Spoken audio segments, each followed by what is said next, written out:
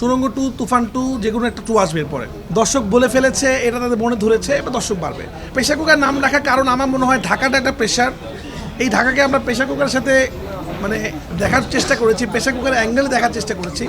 আপনি খেয়াল করবেন ঢাকা অনেক গরম এবং ঢাকাতে ম্যাক্সিমাম মানুষ আসে খুব অল্প সময়ে বড়লোক হওয়ার জন্য, অল্প সময়ে সাকসেসফুল হওয়ার জন্য।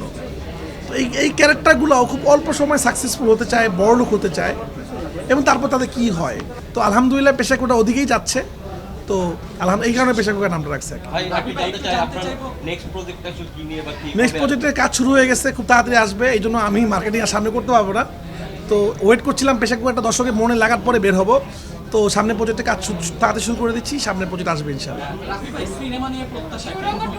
সিনেমা নিয়ে প্রত্যাশা হয়ে গেছে, আর আলহামদুলিল্লাহ এখন যা হবে প্রতিদিন হয়ে যেতে হবে, কারণ দর্শকের মনে সিনেমাটা ঢুকতে হয়। দর্শক বলে ফেলেছে এটা সেরা সিনেমা ঈদের, দর্শক বলে ফেলেছে এটা তাদের মনে ধরেছে, এবার দর্শক বাড়বে। বাট আমি চাই আরও যে ছবিগুলো আছে আপনারা সবগুলো ছবি দেখুন, সবগুলো সিনেমা যখন ব্যবসা করবে তখনই সিনেমা, কারণ আমার সিনেমাটার বাজেট তুলনামূলক কম, এটা রিকভার হবে খুব একটু তাড়াতাড়ি। কিন্তু আমাদের ঈদে অনেকগুলো সিনেমা বের হয়েছে যেগুলো বাজেট অনেক বেশি, দেশে বাইরে শুটিং করেছে। তো আপনারা যদি বেশি বেশি সিনেমা দেখেন, সিনেমার টাকা উঠবে, ওই সিনেমাগুলো টাকা উঠলে তারা আরও সিনেমা বানাবে। তো আমি চাই সব সিনেমা ব্যবসা করুক। সুরঙ্গ 2, তুফান 2 যেগুলো একটা 2 আসবে এরপরে, একটু বলি, কারণ আমার প্রডিউসার ছাড়া আমি তো বলতে পারি না। তো কোনো একটা 2 আসবে, এটা শিওর।